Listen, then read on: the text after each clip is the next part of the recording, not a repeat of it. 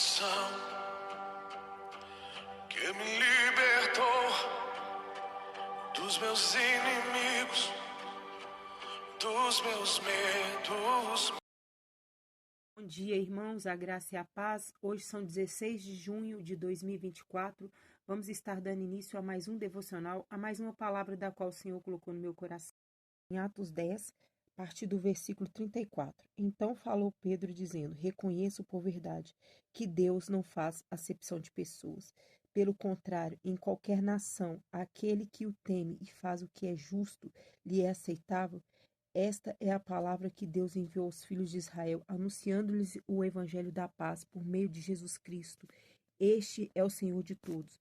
Vós conheceis a palavra que se divulgou por toda a Judéia, tendo começado desde a Galiléia, depois do batismo que João pregou. Como Deus ungiu a Jesus de Nazaré com o Espírito Santo e com poder, o qual andou por toda parte, fazendo o bem e curando a todos os oprimidos do diabo, porque Deus era com ele. E nós somos testemunhas de tudo o que ele fez na terra dos judeus e em Jerusalém, a qual também tiraram a vida e penduraram-lhe no madeiro. A este ressuscitou Deus no terceiro dia e concedeu que fosse manifesto, não a todo o povo, mas às testemunhas que foram anteriormente escolhidas por Deus, isto é, a nós que comemos e bebemos com ele, depois que ressurgiu dentre dos mortos, e os mandou pregar ao povo e testificar que ele é quem foi constituído por Deus, juiz dos vivos e dos mortos. Dele, todos os profetas dão testemunho de que, por meio do seu nome, todo aquele que nele crê recebe remissão de pecados. Queridos, hoje eu acordei e estava aqui orando, meditando na palavra, né? E Deus estava me falando sobre a questão da nossa religiosidade. E esse texto de Atos 10, a gente conhece ele pela história de um centurião, né? Uma família que acreditava em Deus, mas que eles não eram judeus, né? Então, ele era um romano, mas eles acreditavam em Deus, ele era um homem bom, ele era um homem que dava esmolas, então Deus viu a bondade daquele homem e decidiu visitá-lo, agora não somente com um conhecimento vazio, mas agora um conhecimento de poder. Deus queria encher aquele homem de poder, porque viu no coração dele a justiça, a bondade, o amor pelas vidas, o amor pelas almas. Então agora Deus manda um Pedro, um homem que era temente a Deus, que foi chamado para poder constituir a igreja, mas da qual ele tinha uma visão limitada de que todos aqueles que não eram judeus eram considerados como povo imundo. E agora Deus precisava trabalhar no caráter de Pedro e também trabalhar naquele caráter ali de Cornélio para unificar a igreja e quebrar algo que Deus detesta, que é fazer acepção de pessoas, de nos acharmos que nós somos melhores do que qualquer estrutura religiosa, porque nossa religião é melhor, a minha igreja é melhor, a minha unção é melhor, né? A nossa placa, a nossa igreja, o culto aqui é melhor do que qualquer outra igreja, e nós temos essas coisas dentro de nós enraizadas, e Deus precisa quebrar essa estrutura religiosa e colocar agora o reino dele. Nós precisamos sair de um sistema religioso e entrar no reino de Deus. E para fazer isso, queridos, nós temos que passar por vários processos. Pedro teve que ser quebrado diversas vezes para ele entender o que é o reino. Né? E o reino de Deus é justiça, é bondade. É disso que se trata o reino do Senhor.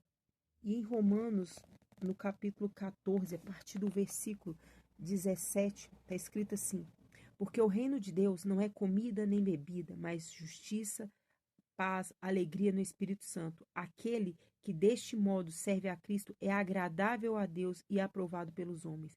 Assim, pois, sigamos as coisas da paz e também os da edificação de uns para com os outros. Não destruas a obra de Deus por causa de comida. Todas as coisas, na verdade, são limpas, mas é mal para o homem o comer com escândalo.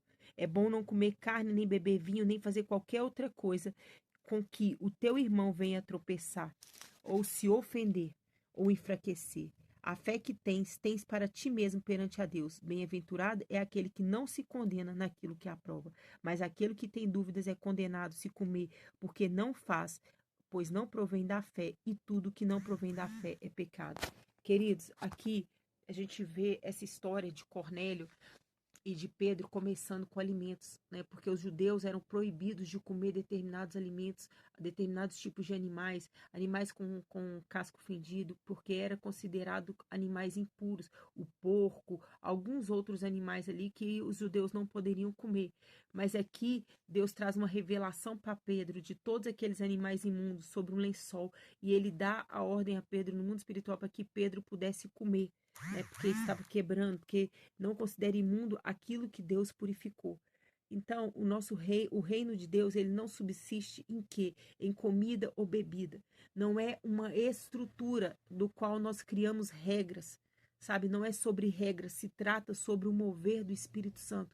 Quando Deus purifica algo, ele está nos dando a direção de sermos livres, não por regras humanas, mas por aquilo que o céu se movimenta. E sobre religiosidade, tratando esse assunto aqui, que Atos 10 trata sobre essa questão de sermos religiosos, né?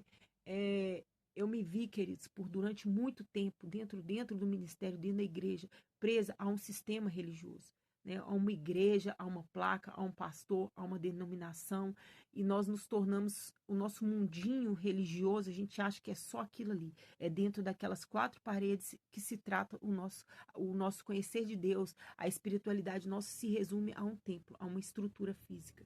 E como eu fui tratada nessa área, e ainda dói. Dói de pensar que como que nós somos presos, como que nós somos religiosos. E aqui, nesse contexto que eu estava lendo de Cornélio, Deus está falando ali com Pedro, Deus está usando Pedro. Olha, Jesus, ele passava por onde ele ia, por onde ele passava, ele carregava a presença, sabe? Pedro não visitou Cornélio dentro de uma igreja, Pedro visitou Cornélio dentro da sua casa. O reino de Deus, ele está dentro de nós. E ele vai com nós onde nós pisarmos a planta dos nossos pés. Nós não dependemos de uma estrutura física para manifestarmos a obra do Senhor. Não é o que nós somos dentro de quatro paredes, ali dentro de uma comunhão, dentro de um corpo ali, que a gente acha que corpo de Cristo é só dentro daquela estrutura física. Não se trata disso. O corpo de Cristo, ele se manifesta aonde nós pisarmos a planta dos nossos pés, com os nossos atos de bondade, de justiça, de mansidão uns para com os outros, né? Mas se nós que somos cristãos, nós começamos a devorar uns aos outros, aonde está o nosso caráter de Cristo dentro de nós? Se a gente por detrás, a gente fala mal, a gente calunia e a gente ofende uns aos outros, aonde está o caráter de Cristo? Né? Jesus olha para nós e fala assim, vocês são meros religiosos, vocês só conhecem a letra, mas vocês não estão vivendo no meu espírito, vocês não vivem no meu caráter. Vocês se ofendem, vocês se mordem, vocês se destroem uns aos outros, então não tem nada a ver com o meu caráter. E, queridos, essa desconstrução de uma igreja física, né, nós vimos isso acontecendo desde a época dos judeus, desde a época dos primeiros povos ali que construíram aquele templo faraônico, porque o próprio Davi olhou e falou assim, não, eu tenho um castelo maravilhoso, mas Deus não tem um lugar para ele habitar, então eu vou pegar e vou construir um templo para Deus. Né? Davi achou que ele poderia construir um templo para Deus. E o que Deus fez? Foi lá e falou assim, Davi, e Natan, perdão, voltando só um pouquinho aqui a história, Natan, ele olha para aquele desejo de Davi de construir um templo e falou, não, boa ideia, isso é legal demais. Mas depois Deus visita o profeta e fala assim, eu não mandei você falar aquilo. Eu não quero que Davi construa um templo porque ele é um homem sanguinário. Porque ele produz... Davi era um homem sanguinário, então ele não poderia construir um templo para Deus porque as mãos dele estavam sujas. Né? E é isso que Deus requer de nós. Não se trata somente de construir um templo físico de qualquer jeito. Tem que construir, é um reino, não é um sistema religioso, é um reino. E Davi não estava preparado para construir um reino por causa da injustiça que tinha sido produzida pelas tuas mãos, um homem de guerra, um homem que trouxe muita tribulação. Então, mas o que Deus falou com Davi? Falou assim, olha, eu vou permitir com que o teu filho, né, porque a nova geração que não foi contaminada com essas imundícias, construa um templo para mim. E assim levantou Salomão, que construiu um templo maravilhoso, um templo extraordinário, a ponto da rainha de Sabá, quando visita o templo, ela conta os detalhes das roupas dos soldados que habitavam naquele templo, naquele castelo ali, nas coisas extraordinárias que Salomão fez, no poder de Salomão, não somente no castelo, mas no próprio templo do Senhor, as coisas lindas que Deus permitiu aqueles homens construírem. Mas o que acontece? O povo se perde. né? Tinha o templo, mas não tinha mais a unção, não tinha mais a presença. Os judeus se corromperam e Deus permitiu a Babilônia ir ali invadir e destruir o templo, aquela idolatria que eles tinham com o templo, e falar assim: oh, vocês estão totalmente fora. Vocês só têm um templo, vocês só têm uma estrutura física, mas vocês não estão vivendo a minha essência. Deus foi ali, permitiu os babilônios irem lá, invadir o templo e destruírem tudo. Agora, lá em Neemias, nós vemos a reconstrução do templo. Nós vemos a reconstrução, Neemias pegando aqueles muros quebrados e começa a reconstruir, e Ageu também entra naquele processo da reconstrução do templo. A glória da segunda casa será maior do que a primeira, e aqueles judeus viram o templo sendo construído novamente. Eles tiveram um lugar de adoração, mas o lugar de adoração existia um propósito de alinhamento espiritual com o alinhamento físico. Queridos, o que eu quero dizer com isso? Para encerrar esse assunto aqui. Quando Jesus, ele volta e ele vai no templo ali com seus discípulos, ele manda os discípulos olharem aquele templo que estava construído, e ele vira e fala assim: não vai ficar pedra sobre pedra, eu vou derrubar isso aqui em 3 dias. O que Deus estava falando? O que Jesus estava falando? Queridos, não é uma estrutura física vazia. Nós temos que estarmos cheios por dentro. A obra de Deus começa de dentro para fora. Nós temos que buscar a presença do Senhor, porque sem Ele nós seremos somente um templo de 4 paredes, vazios, ocos, uma sepultura, uma sepultura. Só isso que nós temos. Nós não carregamos vida, nós carregamos morte. E não foi para isso que Deus nos chamou. Sabe? Então, às vezes, Deus precisa nos mover e nos tirar de determinadas estruturas para ver aonde está o nosso coração. Se nós estamos adorando lugares ou se nós estamos adorando a presença. A quem nós temos buscado, né? Como nós temos buscado. Eu estou aqui agora em fase de preparação para o Chá das Mulheres, né? E algo que me chama atenção é porque eu posso organizar tudo bonitinho, colocar todas as estruturas, fazer tudo do jeitinho conforme um padrão que é exigido de nós. Mas se eu não buscar a presença do Senhor, se a presença de Deus não for verdadeira comigo, queridos, vai ser só um dia como qualquer outro, só uma festinha como qualquer outra, sem mudança de caráter. E não foi para isso que nós somos chamados para fazer a obra de Deus. Nós temos que nos encher, nós temos que preencher todas as lacunas do nosso coração, para que a obra de Deus seja manifesta com verdade. E também não adianta eu organizar uma festa, sendo que o que eu estou por fora não está sendo digno daquilo que é do reino de Deus. Então nós precisamos mudar o nosso caráter, transformar o nosso caráter e deixar o Cristo exalar dentro de nós. Então, queridos, não se trata, a nossa espiritualidade não se trata de um templo físico, não se trata de um pastor, não se trata dos irmãos da igreja, ela se trata da nossa comunhão verdadeira com Deus dentro de casa. Quando nós temos uma intimidade com o Senhor, tudo vai fluir. Você pode frequentar onde você estiver, Deus vai identificar as pessoas que são espirituais e as que não são.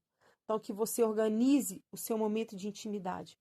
Sabe, tem que respeitar a liderança, tem que respeitar o pastor, mas nós não estamos presos a sistema.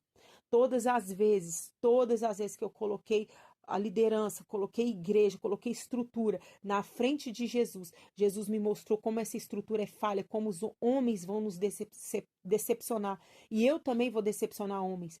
Então, a nossa confiança não pode estar firmada em homens, porque homens, uma hora eles estão te apoiando, batendo palma, aplaudindo, amanhã eles estão te apedrejando. Então não se trata dessa estrutura humana que nós temos que buscar nesses dias. Se trata da presença. Porque sem a presença, queridos, nós somos nada, nada. Que você volte e repense a forma como você está agindo. Se as suas ações e atitudes e as nossas palavras não estão condizentes com o Espírito Santo, nós só estamos produzindo morte. Nós não estamos gerando vida. Que Jesus abençoe vocês em nome do Pai, do Filho e do Espírito Santo de Deus.